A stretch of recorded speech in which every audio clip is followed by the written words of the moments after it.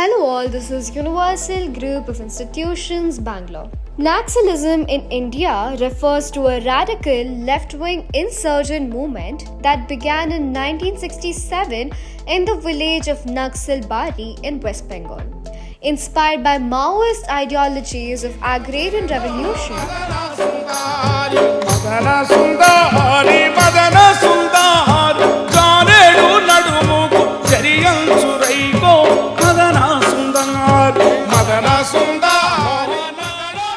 the movement sought to overthrow the state through armed struggle and establish a classless society by addressing landlessness, poverty, and social inequality. The early Naxalite movement was driven by disenfranchised peasants and tribal communities who felt marginalized by existing political system.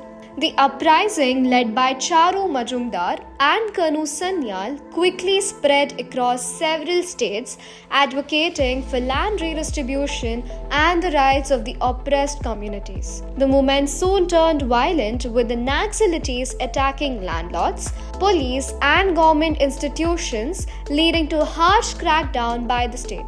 By the 1970s, the movement had fragmented, with many leaders arrested or killed. However, it re-emerged in the 1980s and 1990s, especially in the central and the eastern India, often referred to as the Red Corridor. Today, Naxalism remains a major internal security challenge, especially in states like Chhattisgarh, Jharkhand, Odisha, and parts of Maharashtra and Andhra Pradesh. While Naxalites claim to fight for the rights of the landless poor and the tribal communities, their tactics often involve violence, extortion, and the guerrilla warfare, leading to significant loss of life and hampering development in the affected areas. The Indian government has taken a dual approach, combining military operations with developmental initiatives to address the root cause of Naxalism, such as poverty and land rights.